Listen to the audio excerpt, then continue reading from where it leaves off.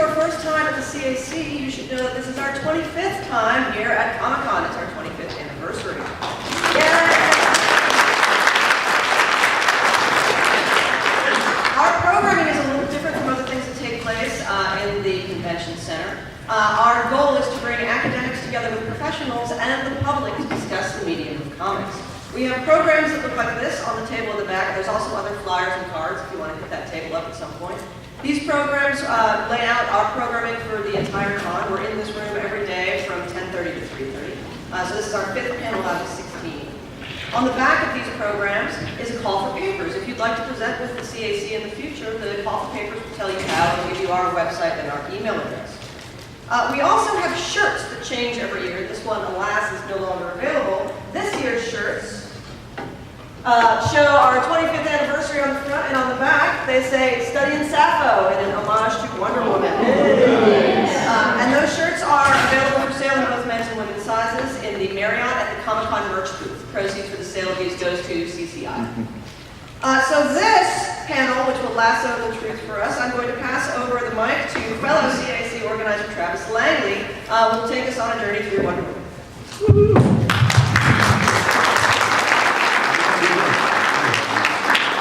Now Christie has her own way.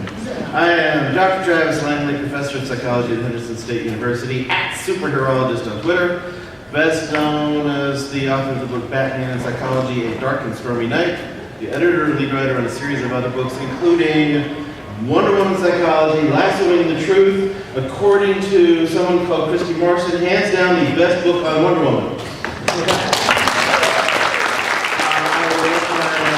Let's tell you who they are and what they might be known for, starting with one Christie Marston.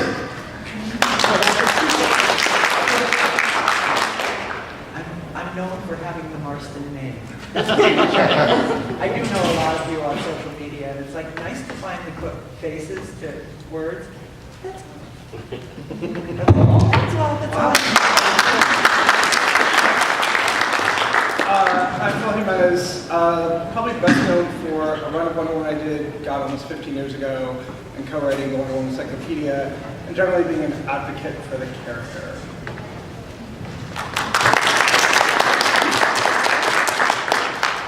Hi, I'm Alan Kistler. I am a pop culture historian and professional nerd focusing on comic books and American sci-fi.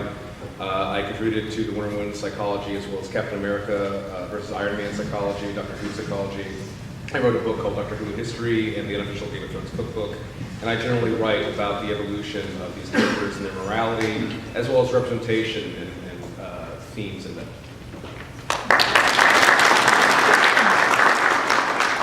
I'm Trina Robbins, and I'm a pop culture historian. A lot of people know me for, you were talking about 25 years ago. Hey, how long ago was 1986? In 1986, I drew and co-wrote a 4-part Wonder Woman series, not realizing at the time that that made me the first woman to draw a Wonder Woman comic. And of course, I'm a huge advocate for Wonder Woman, and I've written various things like introductions to that book, which meant they put my name larger than everybody else, which is ridiculous.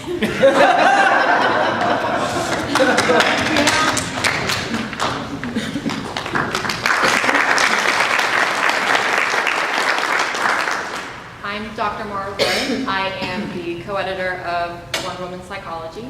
I am a school psychology specialist in Arkansas and a provisionally licensed psychologist, almost there.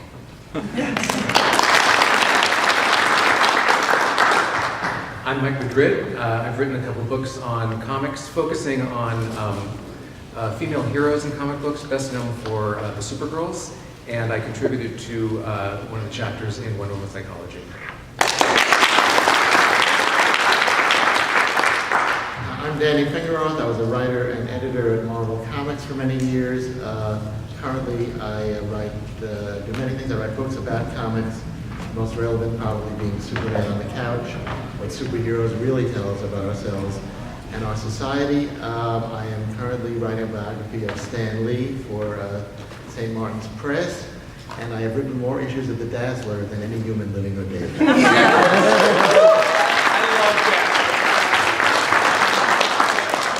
That almost trumps everybody here.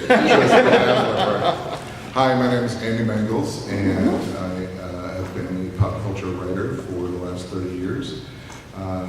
Last year, I finally realized a dream and got to debut the series Wonder Woman 77 Meets The Bionic Woman. And I've been in 5 Wonder Woman documentaries and written about the characters since a long time, longer than many of you have been alive. Yeah, that's me. And I run Wonder Woman Museum and the Wonder Woman Collectors Club, which is the largest, the internet's, therefore the world's largest Wonder Woman fan club.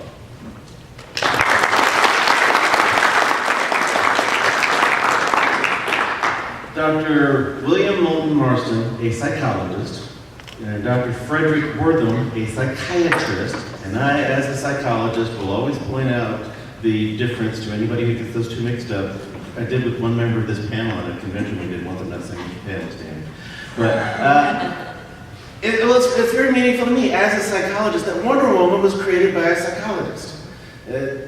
Not just a superhero, one of the most important fictional characters of any kind in the world. Each of these individuals important in their field before they had anything to do with comics. Influential in the court system, influential in social issues, and controversial in many different ways, especially for the things they did with regard to comics. Some of the other controversies came later on after they were dead. People found out more or spread rumors about more. A little bit of chronological order. Let's start with Dr. Marston. Before he got into comics, what was the man best known for? Lie detector. That was me, right? That was my... No, actually that's Alan. Oh, okay, Alan. So did Dr. Marston invent the lie detector? He invented a component of what we consider, right, the systolic blood pressure test, which was his idea of what could be serving as a lie detector to measure blood pressure, reportedly because Elizabeth had the idea. And that, well, he's credited, actually, there is some evidence that they were both co-directors of those experiments. The later actual, what we consider the lie detector, the polygraph, has that as a component. The inventor of that did it a few years later in 1921 and disagreed with some of Marston's research. But yeah, it was a component of it. He is not the inventor of what we consider the lie detector today. Although Marston, the one who's often called the inventor of the polygraph, he did say it was fair to call Marston the inventor of the lie detector test, yes, using it to try to determine truthfulness in court systems. Marston became the expert witness in the court case that led to the ruling that lie detectors should not be admissible in court. Also, that was the court case that established the standards by which any psychologist could potentially be considered an expert witness.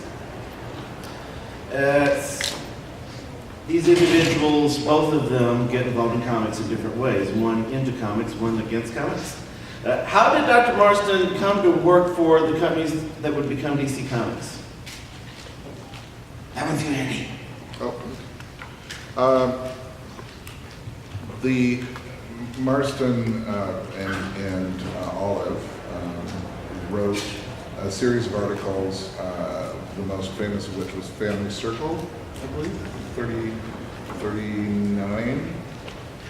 I don't have all my fact sheet in front of me, but a Family Circle article about how comics were not bad for kids, but actually good for kids, and could help them building strong storytelling and intelligence as they're reading. And that got him to the attention of Max Gaines and into the realm of, are you interested in working with us in an advisory capacity? I got all that right? Nobody's shaking their head. I'm trying to, I'm like, Travis, is this a test? Well, Alan and Andy had said they were talking though, so. I was thinking the first part, not the second part. Okay. I had all those stuff in the systolic blood pressure test, right? But they needed people because at that point in time, in order to legitimize comics, they had to have an advisory board. And in many ways, some of those advisory people were figureheads, sports, literally in some cases, sports figures who were famous at the time, but didn't necessarily have psychological knowledge or scholarly knowledge, but their name meant something to the general public. So if you had, a tennis star or a boxer who legitimized your comic, then you could also hire the people who were actual psychologists and scholars to help shape your books. And that's and Marston started out in that arena. That name you just said, Trina. Alice Marble. Yeah, what did she have to do with Wonder Woman? Well, nothing except that she lent her name to the Board of Advisors. And I think that was important because she was a woman tennis champion. A boxer, I don't know how that's a fit with Wonder Woman, but a woman who's a tennis champion, especially in those days when that was unusual, is really, really good. And, there's photos of her reading Wonder Woman, and I'm sure they were all, of course, they're staged. But she probably read it, She could have read the first Trina, page. didn't she write a regular? Sure. Trina, didn't Alice Marble write a regular, or we put our name on, a column called Wonder Women of History? She didn't write that. She didn't write that? No, I don't know who I'm did. shocked. I can't believe You're it. shocked. But she put her name on it. Yeah, Right. she put her name on it, and it was great, it got Do a pretty. feature in the Wonder Woman comic. Yeah, it was 4 pages, and it told you about, it was a little simple, but they were doing this for girls, really, for kids. People like Florence Nightingale, Amelia Earhart, I read them all. Madame Chantal-Shekels one. Nowadays we're a little more revisionist about it. But it was nice, it was a little educational thing. But as the comic, after Marston died, and the comic went through its really silly phase with Wonder Woman, always wondering whether she should marry Steve Trevor or not. Or Amoeba Man. The Wonder Woman of history got worse too. It became things like, marriage facts in other countries, strange things like that. Dr. Marston is a consultant for National. He gets an opportunity from editor Sheldon Mayer to create a character. And according to his and Elizabeth's son Pete, he comes home excited about the opportunity to create this character, and he's planning to create a superhero. And according to Pete, Elizabeth told him, you better make it a woman because the Lord knows there's enough of those boys. She's not the first female superhero. She's not the first mythologically based superhero. It's been argued that she might be considered the first deliberately psychological superhero because he said she was psychological propaganda for the kind of woman he thought ought to run the world. Why is Wonder Woman the heroine that is so popular and so well known and important? Anybody? I got 8 people up here who have a lot of thoughts. I'm right there on that one. Because she was written by a psychologist, not by somebody who only tells stories. She had a function in life, and she's still performing it. Like, there's a reason behind it. Well, Phil, you and I talked a while back about the grandeur of. There were not that many patriotic characters yet. This was a year before Pearl Harbor was attacked, and this woman showed up dressed all patriotically. It was exactly when Pearl Harbor. I'm sorry. Yes. It was exactly when Pearl Harbor But was she would have attacked. been written before that. Right. But when it actually Right. came out, like Pearl Harbor had just been attacked, and suddenly this woman explodes in the scene wearing the American flag, and like representing a pagan culture, but helping American democracy and the shining lights on the hill, and what a jazz idea that was. And it would be great if we could go back in time to talk to the 10-year-olds who were reading it and ask if they were picking up on these other themes in it, of like the fact that in that issue Wonder Woman is she's doing the dance and distress action, but with Steve, she's carrying Steve to safety on the beach. And what a wild image that is. I think also that you mentioned the mythological, and that's very important. Christy, you don't know if your grandfather was a Jungian, No, I don't believe but he was. there's, No. Okay, but he knew his mythology. Oh, absolutely. And I'm a big Joseph Campbell fan, and he talks about the hero, what makes the hero in mythology. And Wonder Woman, she fills every single instance that he gives for what makes the hero. She has her birth, her mother, and, the hero's birth is usually a virginal mother and a deity. In this case, the deities really are Aphrodite and Athena. Athena instructs Hippolyta how to mold a baby of clay, and Aphrodite breathes the breath of life into her. So not only is this mythological, but it's unbelievably feminist. I mean, little Diana. She has 3 moms. Yes, yes. She did not have dads of any kind. No. Zeus was not the room. Yeah,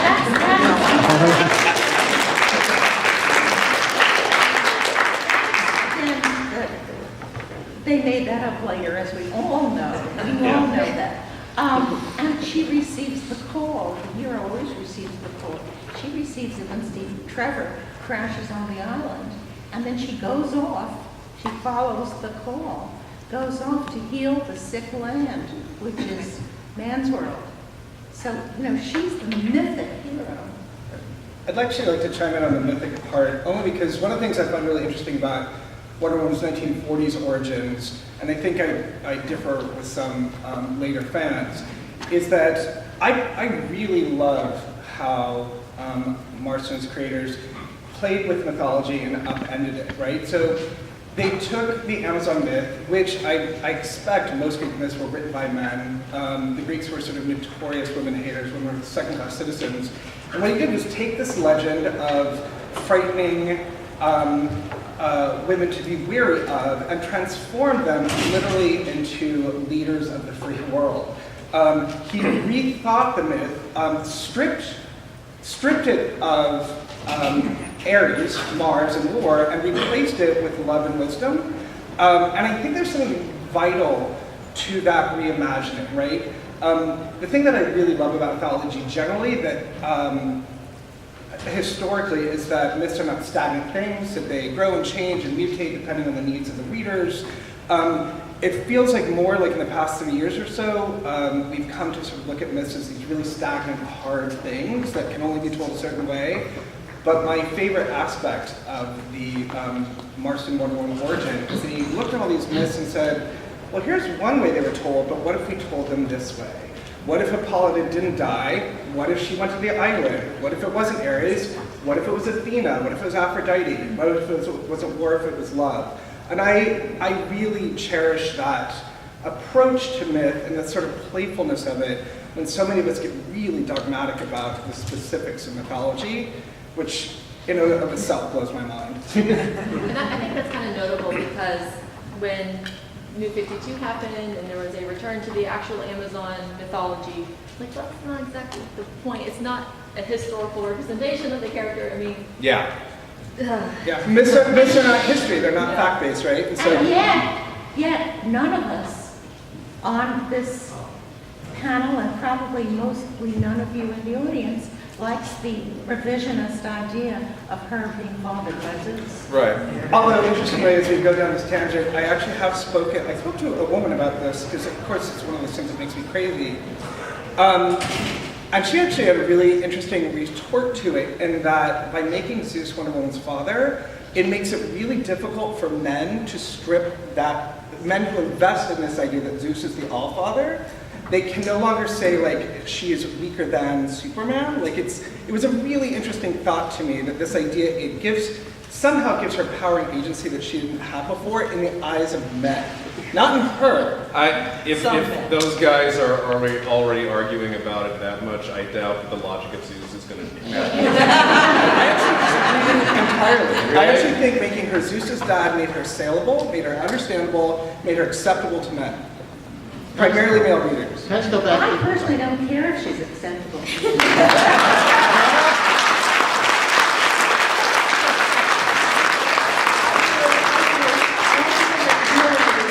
Everybody. Yeah. There is no shortage of men who accepted her just the way she was born. Agreed. Agreed. I think we're leaving out an important component, which is Harry G. Peter, the artist. Yeah.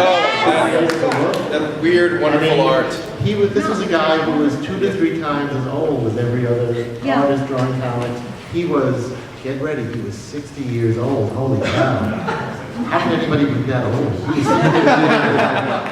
And somehow he created the look and feel that made that, he took Marston's ideas and made them visual. I mean, I think it was a dated look even in 1941, and somehow it's going on. So I think it's an interesting aspect because they're comic book kind of visual. They're not just ideas. They're ideas brought to visual life.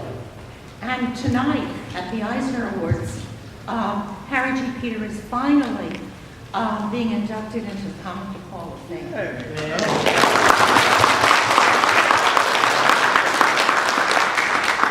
An important part of Dr. Marston's ideas, his disc theory, is reflected in his stories in a lot of ways that many people will just refer to as those bondage scenes.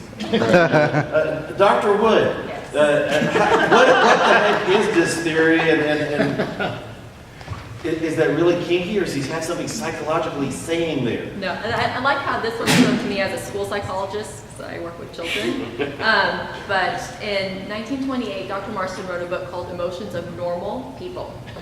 And so and you can buy it on Kindle. You can buy it on digital Kindle books, so it's easily accessible. It's fun to read because it's so insightful, and once you read it, you can't go back and read Wonder Woman Golden Age the way you did previously.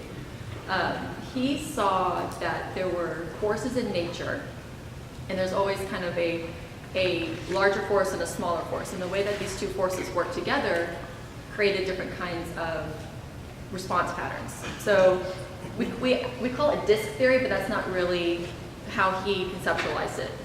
He actually had kind of almost a spectrum of how it worked. So on one side you have the dominance response. So this is kind of your pushing to get what you want, and the force that responds to that is compliance. So when you have dominance and compliance, these two forces are actually working in different ways. So the dominant force makes the compliance bend to its will. So compliance doesn't necessarily mean that it wants the same thing as the dominant force, but that's the larger force. And then you have submission and inducement. And this is where the two forces, you have a larger force and a smaller force, but they want the same thing in the end. And this is kind of the idea of that loving submission we see in the Wonder Woman comics, where you want to be like this, bend to my will, and I promise you it's going to be what you want in the end, which is kind of what the Paradise Island was, and Reformation Island, and I guess Transformation Island is the same thing there, where these women, the villains, were taken there and promised that you're going to be better at the end. This is going to be hard, but I promise you, if you bend to our will, if you submit to us, we're going to make you a better person in the end. And the way that Marston kind of conceptualizes this, and this is not a end-all, be-all, this is exactly what it is, but the dominance force is more male, the inducement submission is more of a female response. And so men tend to dominate and try to bend people to their will. Women try to dominate or induce by getting people to submit to their will. And he felt that what he saw as the more feminine side was what the world needed. It needed more compassion and more love. He saw women were just filled with more love than men were. I think he said once that women have twice as many love organs than men do. That's why Science. Some people don't. At the time, psychology was so young, and so looking for ways to incorporate science into psychology to validate it. So yes, it makes sense in the time. But that women had so much more compassion and love for people that, if you're having a leader, you want a person, you want someone who cares about people and who wants to do what's right. And I mean, we see that in that issue 7 of Wonder Woman, where women become president. And Oh, yeah, I love that one. 1,000 years in the future. 1,000 years in the future. That's the secretary outfit of 1,000 years in the future is still my favorite part. Look it up. President wears. Yeah. She's sitting on a throne in this slinky satin evening gown, smoking a cigarette with a cigarette holder. It was amazing. So that I think is the best example of what Marston believed women could do if given the leadership role. And it's like there's no wars, there's no arguments. There's still the men's rights party who's still trying to get control. But the idea is that once women got control of government and leadership, all the problems kind of just went away. And all the problems that appear in that issue are because men are complaining that they're not in leadership roles anymore. That title of his book, Emotions of Normal People, is really important in his whole approach to it all. In that book, he criticizes psychology and psychiatry.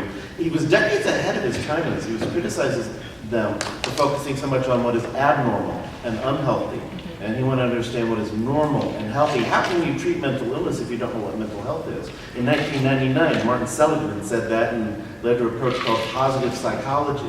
So in many ways, and Wonder Woman embodies every single strength of what they saw as positive psychology. Phil, you had something here about say a second ago? It sort of leads with sort of what you're saying. One of the things I find really interesting about the way you pose the question is the either or of it. Like, is it kinky or does it really mean something? As if it can't be, both, right?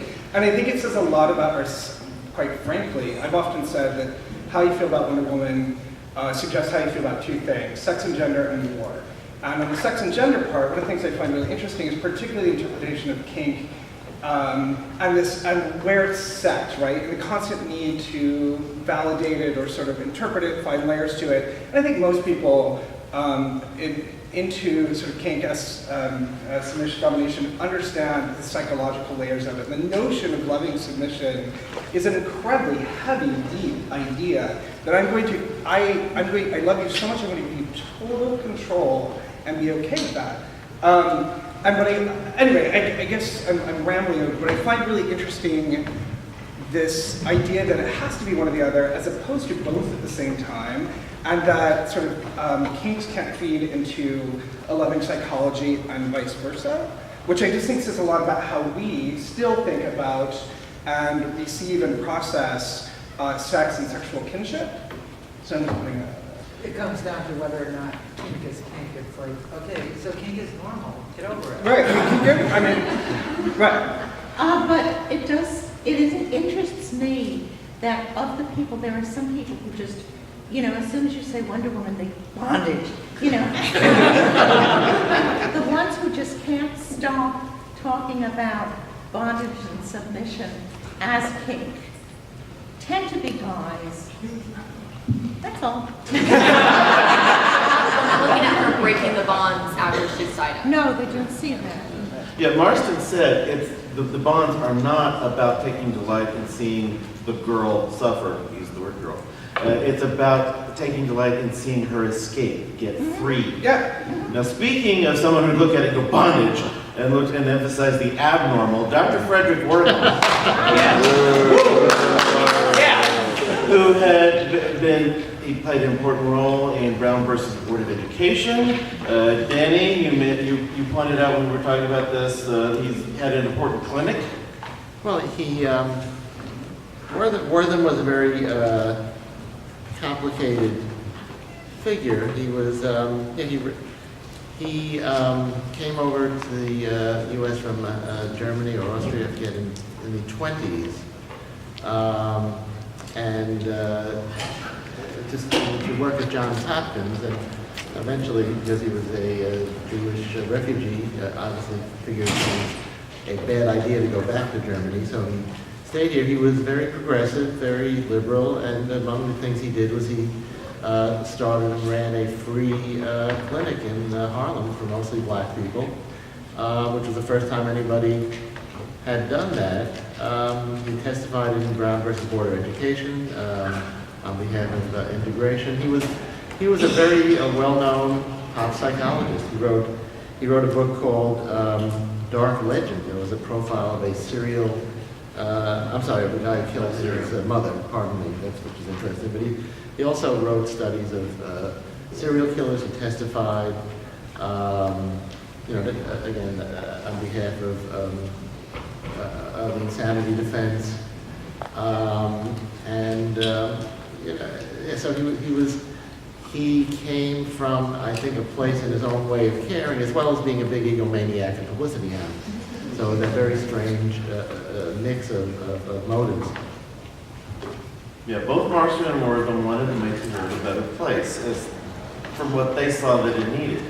At the time Dr. Marston died, Wertham was in the progress of this 2-year study of juvenile delinquents. And over the course of time, he was developing the certainty that all these juvenile delinquents, they were doing it because of comic books. After World War II, there was an increase in juvenile delinquency. Over in Europe, they looked at this and saw that, from their perspective, it was the breakdown in family dynamics in World War II that had led to this post-war increase in juvenile delinquency, and they developed in psychology what's called attachment theory. Over in America, Dr. Wertham wrote comic books. Sure. That's because they haven't invented rock and roll yet. 1948, Wertham led a symposium. This was really the first big launch of his campaign against comic books. A symposium of him and other mental health professionals going through what was wrong with comic books and talking about their research. And even before we know some other things about the iffiness of their research, you should be able to look and see some logical problems in the conclusions they were reaching based on who they were looking at. Like telling the story of this child who breaks into a store to steal so that he can get candy and comic books. Well, why didn't he blame the candy? It's Snickers' fault. One thing that really struck me when I was going through, Christie had given me a copy of the actual interview when Dr. Marston Allburn talked about comics, titled "Don't Laugh at the Comics." Later on, the publication from the Symposium of Wertham was titled "The Comics Very Funny." To me, that title looks like it's a delayed response to Marston's interview article. And in the book Seduction of the Innocent, 1954, Wertham pulls together the things he's been saying over the course of his campaign against comics. Most of it's not about superheroes. He takes a shot at Superman, Green Lantern, Captain Marvel, but most of what he says about superheroes is in a chapter titled, "I Want to Be a Sex Maniac." The majority of which is about Batman and Robin, but then the last few pages are about Wonder Woman, who he considered to be the lesbian equivalent of Batman. So what did all of you think about Dr. Wertham? I just want to say about the lesbian, I think he calls it the lesbian counterpart of Batman. His really labyrinthine logic in describing how it is that her sidekicks, the holiday girls, are really lesbians. He says the holiday girls equals the party girls equals the gay girls. And so, of course, but then that makes you realize, oh my God, Billy the singer and Judy the comedian, closeted lesbians. And what about that subversive LGBT movie, Holiday Inn?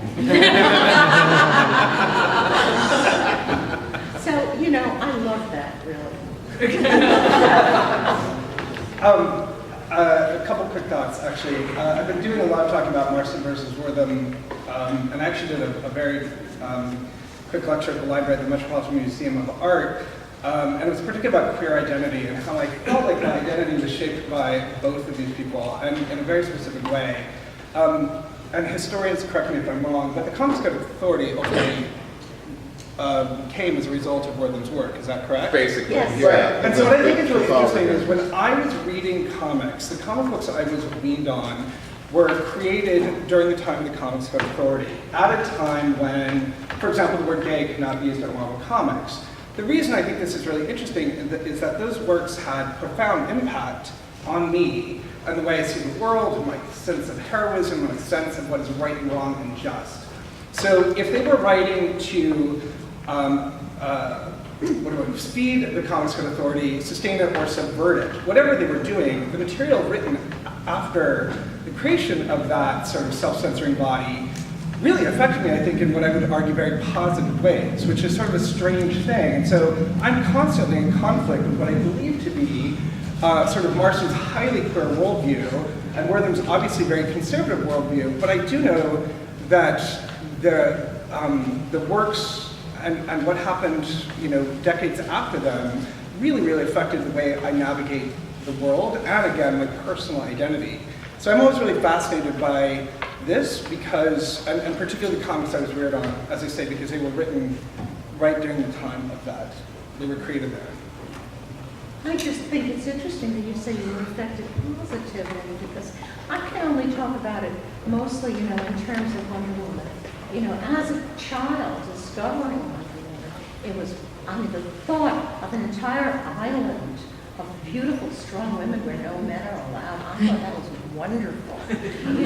But then the Comics Code came. I didn't know it. I was just a kid. But comics changed. The first thing I noticed was that Wonder Woman wasn't drawn the way I liked her to be drawn, which was by Harry G. Peter, but I didn't know that. I just Warner wasn't, I didn't like it as much. But the other thing that changed was suddenly she was like all concerned about whether she should marry Steve Trevor and things like that. That wasn't, gone were these strong women with no men allowed. And it didn't affect me positively at all. What it did was make me stop reading comics because they weren't fun anymore. Sure. I'm just thinking about the superhero comics I read, particularly in the late 70s and I would say mid-80s. And when I think about particular quotes or passages or story arcs that really affected the way I see the world and navigate through it, they were all written under the auspices of the Comics Good Authority. You also had some wonderful art coming out where it was a deliberate effort to make great stories and stuff about identity and even about representation. Not even despite, but in spite of the Sure. I mean, you had Captain America in 1982 or 1981 realized that his best friend from childhood who defended him from bullies was gay in a gay relationship, and that was fine. He was fine with This that. is But my much take is that- later. It was much later, yes. Right. And I'm not even talking about queer stuff. I'm Right. literally talking about big picture No, worldview, I agree. ideas of justice, goodness, what we fight for in the world, Yeah. which I would argue, at least for me, my visions for that were shaped really by, if not Worth, certainly not Wertham, but certainly Marston, but the creators who were working under that.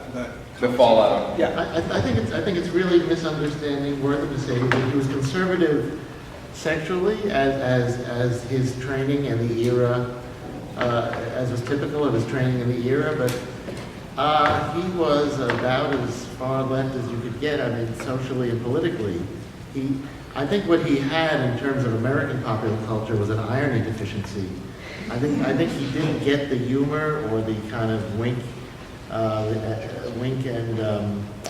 and sort of the nudge in the side of don't take this too seriously of pop culture, including the EC horror comics.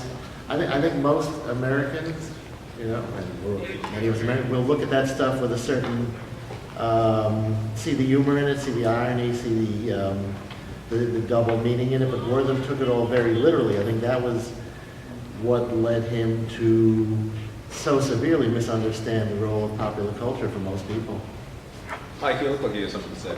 Well, I think it's interesting with the kind of what Trina was talking about, the reaction when you have the code, the way they changed Wonder Woman. I think there's a lot of people who think that Wonder Woman is threatening to guys because of her strength. I think what it actually comes down to a lot of times is just that really strong presence, the female presence that we have in those old Moulton Marston stories. So it's interesting that one of the first major changes that they do when the code is enacted is that they give her a father. So I think it's like 58 or 59, we have this untold origin of Wonder Woman. And now she's not just created from clay by her mother and goddesses. Now she actually had this father who went away and was lost at war. Because that cleans it up. That makes it less threatening. Because I think really the most threatening concept with Wonder Woman and the Amazons is that they don't need men to have babies. And so they really don't need men. And that's really, if you take all the bondage and all the strength and everything away, that is the most threatening concept. And it's really that mother that is shaping her world. And that's the first thing they get rid of. And that is, it's interesting that with New 52, at a time when supposedly they were trying to make the character more appealing to women again, that they brought that father concept back. However you feel about whether it made it more accessible to men or not. It's just funny that, and even in the movie, that they brought that back. Building on what Bill said a little bit, the social change and progress doesn't just come about from positive activism. It comes about from negative activism as well, because it gives positive people a way to say, here's what we're fighting against. Right now in America, we have we have Aries in our midst, and it will lead, hopefully, to very positive social change and social progress.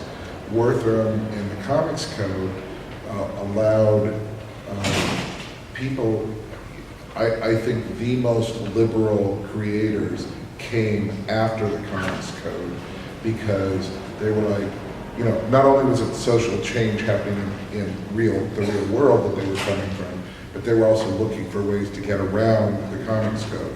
Okay, you tell us this is not acceptable, this is what we can't do, we're going to do our damnedest to make sure that we find a way around that.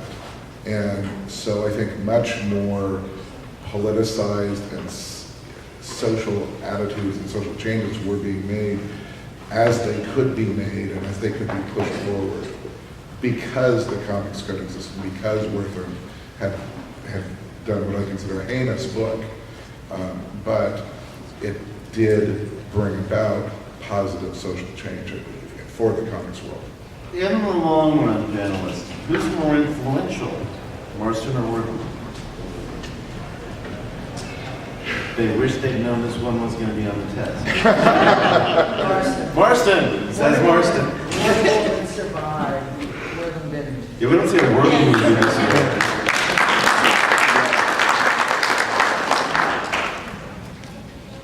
Oh, apparently that's their answer.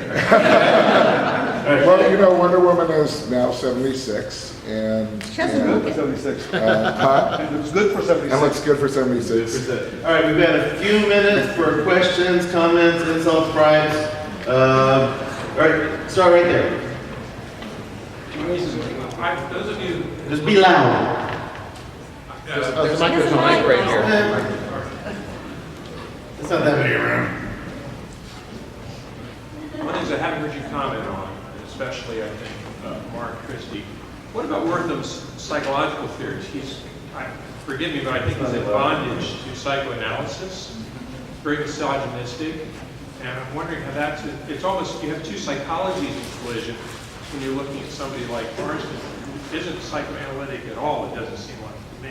Marston's not psychoanalytic. He appreciated some of the things in psychoanalysis. He talked about, he used the word subconscious. Freud generally said unconscious, but those words had been, Dr. Marston used them interchangeably from the best I could tell from looking at his words. And so there's some influence there, but Marston was very much from the Harvard, the William James, Hugo Munsterberg, thought very empirically oriented. I haven't heard anything about Wertham though, I'm just curious. It seems like part of his, he's skewed in part because he's changed. Okay, what is the question? So that's my question, is that true? Then Wertham skewed things? No, he's asking if Wertham was psychoanalysis. Yeah, you look Oh. at what's Wertham was very psychoanalytic. Wertham met with Freud, and Freud's advice was do not take psychology out to the popular media, and Wertham ignored that one big bit of advice. So Wertham had Wertham very psychoanalytic. He would say, when he was talking about Batman and Robin in particular, he says, only someone who is unaware of the most basic psychoanalytic principles should be blind to what's going on with Batman and Robin. So it was there in his ideas, yes. And man had issues. Real quick about, And he fakes in his research. we mentioned earlier psychologist versus psychiatrist, and it's kind of interesting to me that the psychoanalytic perspective from a medical doctor, I mean, that's what a psychiatrist is, it's a medical doctor with a focus on, mental health, mental issues. So that's, anytime I see someone who might be a psychiatrist talking about mental health from a therapeutic or psychoanalytic perspective makes me a little bit like, how much training do you have in therapy? Stay in your lane? Yeah, get in lane. This is what I'm doing.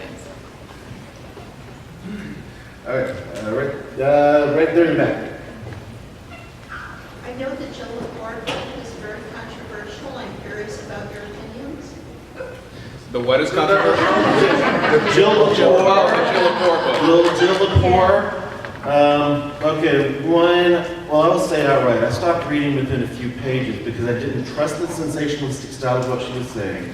And the endnotes that I looked at, it just leapt out at me. This does not back what she's saying on that page. And even though I kept saying I should read this book because I'm going to be asked about it. It's going to be hard for me to argue about it when I haven't read it. I didn't see got another page. There was something specific Christie pointed out. But I don't trust it. And I was very wary of a sleeper effect where you have information you originally know is not reliable, but later on you forget that it came from an unreliable source. Here's an example of something that I know is not correct in there, and it doesn't make any sense to me why. You know, she talks about one of Marston's ancestors, how after his son dies, withdraws and becomes reclusive. And I've seen the tickets.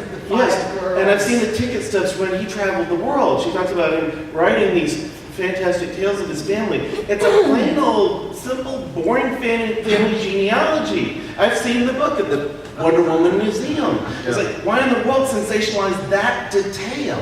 You know, she wrote for, I think, a piece for USA Today, I think, online about... She's written for a lot of them. Right, but there's one particular piece that to me just summarized all my problems with her book, which was she wrote about the Marvel comic A-Force when that came out, which was like basically the 100 women who have been in Avengers at some point all rocking out together on an Amazon-like island.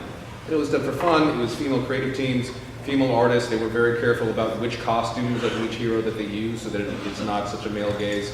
But she had just seen the cover and wrote this piece about how her and her daughter thought it was so ridiculous and clearly was just trying to be sexy, and did this whole op-ed piece about it without even admitting, looking into why was the book created, who was the market, who went into the creation of it, and it was all just surface knee-jerk reaction, and frankly shallow knee-jerk reaction.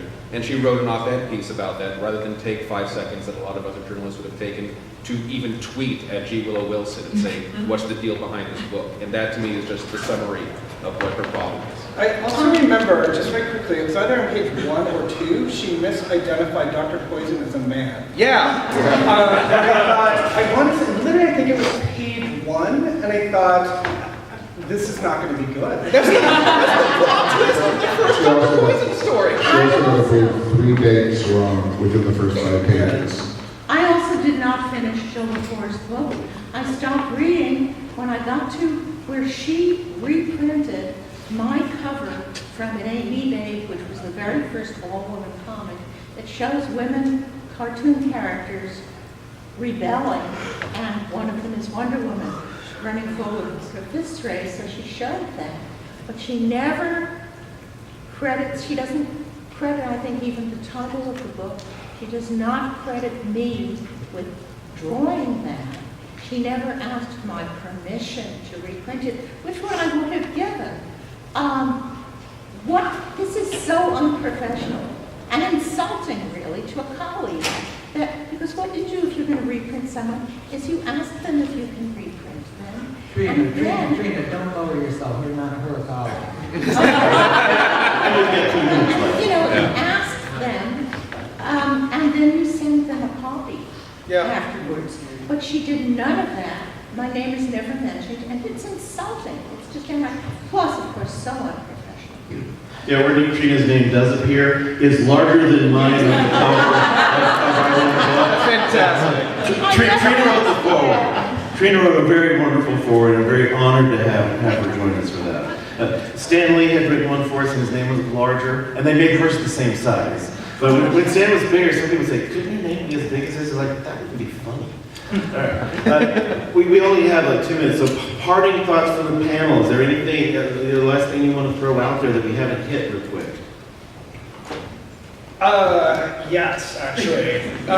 As I said earlier, I think there are 2 things that you're dealing with primarily when you talk about Wonder Woman. I mean, one is sex and gender, and the other is war. And the other thing I've been doing a lot of talking about is the mythology of war and the mythologizing of war and battle.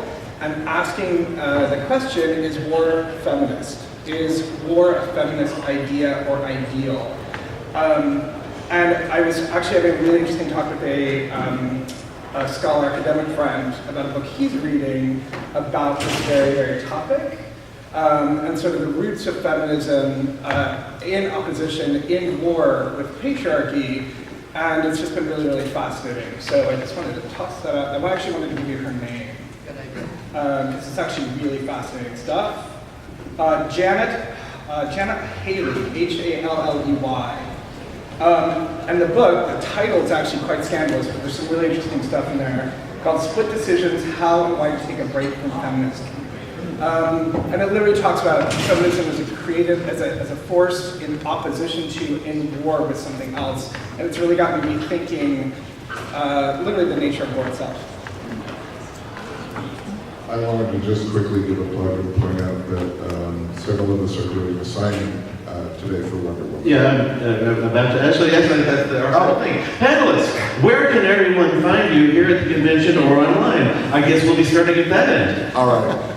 So online, andymangels.com, and the Facebook club that I was talking about, the largest Wonder Woman club in the world, is Wonder Woman Collectors Club on Facebook. And I will be signing today with Catherine Renta, who's the letter on Wonder Woman, Bionic Woman, and I believe Christie Marston is joining us. And then tomorrow with Phil and Catherine and Christie from 1:30 to 2:30 at the Prism booth, Prism Comics at the LGBTQ booth, 2144. I'll be moderating 2 panels tomorrow at 11 a.m. There will be comic book grades to talk about Will Eisner and the Spirit, including a bunch of comic book grades, including we have Jules Pfeiffer on videotape, and I'm blanking, but Dennis Kitchen, Jeff Smith. Jeff Smith, and who else? Joe Statt. And Joe Statt. And yourself. We do need Lester Taylor will run the next panel's time. And then at 3 o'clock will be of course, the ever popular Who's the Most Erotic Superhero panel, including Dr. Langley and a bunch of other folks. So come join the fun. You can find me, I'm on Instagram and Twitter. It is Heaven for Heroes, and that's also the name of my website. You can pretty much only find me on Twitter at MegaMaramon. Today, from 2 to 3, I'll be signing one of my books. I have 4 books in 2017. I'll be signing one of my books at the Hermes Press Table. That's Babes in Arms, which collects the work of 4 women who drew comics in the Golden Age. When women were smart and courageous and fought the Axis and didn't need to be rescued by guys. And from 4 to 5, I'll be signing my memoir at the Fantagraphics Table. And Saturday, I'll be signing again at the Hermes Table. I'm on a late night panel on Saturday from 7:30 to 8:30. Bedside Press, which is one of my publishers. Finally, on Sunday, 1 to 2 p.m., signing at the Fantagraphics Table. And that's it for me. I'm wandering the con today, and I'll be at a few bars, depending what time of day it is. You can find me on Twitter or Instagram, at Sizzler Kistler. You can look for Doctor Who History on Amazon and Barnes & Noble, as well as the unofficial Game of Thrones cookbook, unofficial Spider-Man trivia challenge, unofficial Batman trivia challenge, and psychology books like Wonder Woman Psychology. I'm filming on SDCC and everything, Instagram, Facebook, Twitter. I'll be around. You can find me on mostly Facebook. I am on Twitter, but I don't know how to use it. And as far as this goes, this was my last official anything here, so you will catch me wandering the wall if the crowds don't drive me out.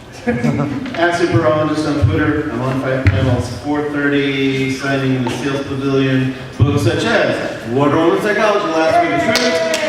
I thank my panelists. I also apologize I had so many of you up here when clearly any one of you could have filled the hour yourself. Do we have a baseball Thank team? you. Do we have 9 up here? Yeah.